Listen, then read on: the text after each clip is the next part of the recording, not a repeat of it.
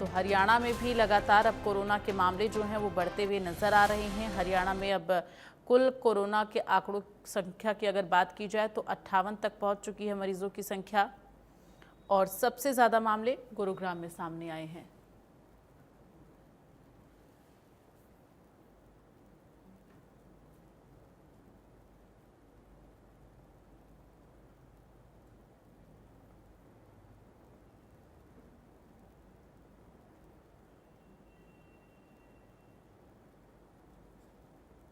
तो लगातार कोरोना के मामले जो हैं वो बढ़ते हुए नज़र आ रहे हैं। देश और प्रदेश सभी जगहों पर इस वक्त कोरोना के मामले बढ़ रहे हैं। स्वास्थ्य महकमा की तरफ से लगातार ये अपील की जा रही है कि आप घबराएं नहीं, पैनिक मत हों, लेकिन प्रिकॉशंस ज़रूर लें, गाइडलाइंस का पालन ज़रूर करें।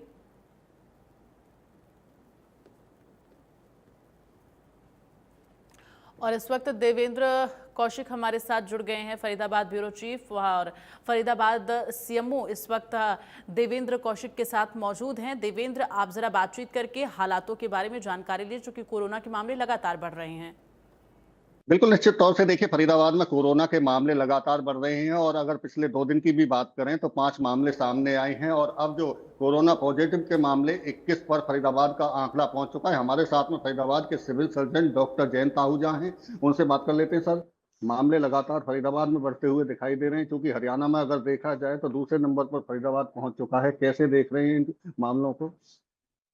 टोटल 21 मामलों में से 11 जो केसेस हैं वो रिकवर कर चुके हैं। 10 जो पेशेंट्स हैं वो होम आइसोलेटेड हैं। होम आइसोलेशन का मतलब होता है कि पेशेंट सीरियस नहीं है, कोई ऑक्सीजन की रिक्वायरमेंट नहीं है, उनके जो रिश्तेदार सगे संबंधी हैं वो भी ठीक है। लेकिन चिंता का विषय ये है कि मामले अब धीरे धीरे ज्यादा होते जा रहे हैं। पहले 1-2 मामले आ रहे थे, लेकिन अब 2-2, 3-3 और 4-4 मामले भी सामने एक दिन में आ रहे हैं। देखिए, जो रेस्पिरेटरी डिजीजेज होते हैं वो वायु मार्ग से संक्रमण फैलता है। तो वायु मार्ग से जो संक्रमण फैलता है उसमें ध्यान देने वाली बात ये है कि जो पेशेंट है वो अपने घर के निकट सगे संबंधियों को सचेत रखे, उचित दूरी बना के रखे, मास्क पहने और अपनी सेहत का ध्यान रखे, चेकअप जरूर करवाए कि कोरोना बीमारी है या नहीं है। ये तो सलाह रही उन लोगों को जो अगर सिम्टम्स जिनको पाए जाते हैं या आम लोगों को। लेकिन हेल्थ डिपार्टमेंट की बात करें, अगर किसी को सिम्टम्स हैं या बीमार है तो अपनी कितनी तैयारी है सर? हमारे यहाँ पे फ्लू कॉर्नर ऑलरेडी एस्टेब्लिश्ड है। फ्लू कॉर्नर में जिन लोगों को बुखार, खांसी, जुकाम और नाक बहना इस तरह के सिम्टम है, सांस लेने में दिक्कत है, वो दिखाएं और अपना चेकअप कराएं जानने के लिए कि कोरोना है या नहीं है। अगर दवाइयों की उपलब्धता की बात करें तो क्या अपने पास पर्याप्त इतनी दवाई हैं कि अगर मामले और सामने आते हैं और इलाज उनका करना पड़े तो? देखिए, हमारा जो डिपार्टमेंट है उसके अंदर दवाइयाँ भरपूर मात्रा में है और वेयर हाउस से भी दवाइयाँ मंगाई जाती हैं। सभी जो सिटीजन हैं उनको मैं सचेत करना चाहूँगा कि कोरोना जो है अभी कोई महामारी का फॉर्म नहीं ले रहा है। इसमें घबराने की कोई बात नहीं है। यदि आपको खांसी, जुकाम, बुखार या सांस लेने में दिक्कत है, आकस्मिक दिक्कत आ रही है, तो अपना टेस्ट जरूर करवाएं और जांच करवाने के बाद आपको मालूम चलेगा कि यदि आपको कोरोना हुआ है तो आप रहना है, आइसोलेट होना है और अपने रिश्तेदारों से उचित दूरी बना कर रखनी है, खान पान ठीक रखनी है। टेस्ट की आप जिक्र कर रहे हैं कि टेस्ट कराएं जिनको सिम्टम्स हैं, लेकिन अगर फरीदाबाद, क्योंकि बड़ा इलाका है फरीदाबाद, और अगर सिविल हॉस्पिटल में तो हो रहे हैं टेस्ट, लेकिन बाकी सीएससी, पीएससी या एफआरयू हैं, क्या वहां भी टेस्टिंग की प्रक्रिया कोई शुरू करने जा रहे हैं?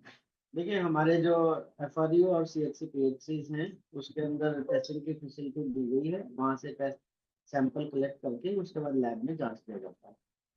अगर इलाज करने के लिए भर्ती पेशेंट को होना पड़े तो क्या अपने पास में पर्याप्त बेड जो है? हाँ, हमारे पास भर्ती के लिए पूरी सुविधा है, वेंटिलेटर बेड्स भी हैं, तो कोई घबराने वाली बात नहीं है। अभी तक कोई मामला ऐसा नहीं आया जिसमें वेंटिलेटर बेड्स की रिक्वायरमेंट हो।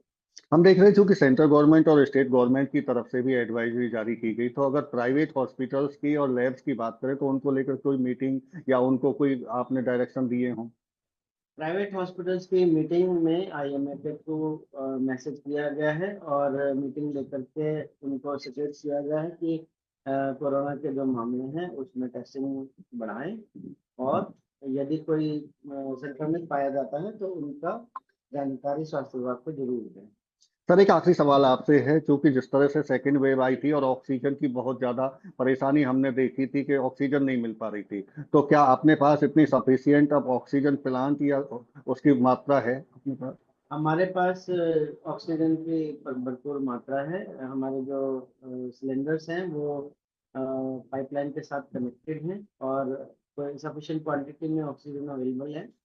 अभी कोई भी मामला ऐसा नहीं आया है जो भर्ती लायक हो, इसलिए घबराने की कोई जरूरत नहीं है। अगर उम्र की बात करें, किस उम्र के लोगों को ज्यादा अब ये पॉजिटिव मामले सामने आ रहे हैं? 25 से 28 से लेकर के 68-70 तक की उम्र तक के मामले आ रहे हैं ये। और इसके अंदर ध्यान उन लोगों को ज्यादा रखना है जिनको पहले से गंभीर बीमारियां चल रही हैं, गुर्दे की बीमारी है या लिवर की बीमारी है, उसमें ध्यान देने की ज्यादा जरूरत है। जो डायबिटिक है या पहले से बीमार चल रहे हैं या सांस की बीमारी पहले से चल रही है, उनको ध्यान देने की जरूरत है। और टेस्टिंग जरूर है, टेस्टिंग से ही पता चलेगा कि कोरोना है या नहीं।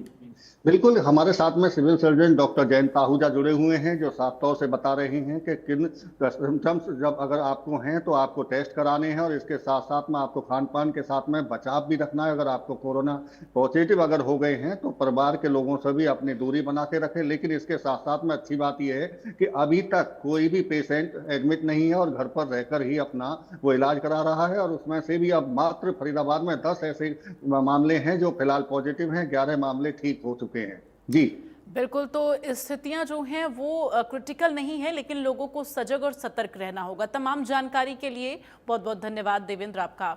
चलिए नई खबरों के साथ इस बुलेटिन में फिलहाल के लिए बस इतना ही। राम राम।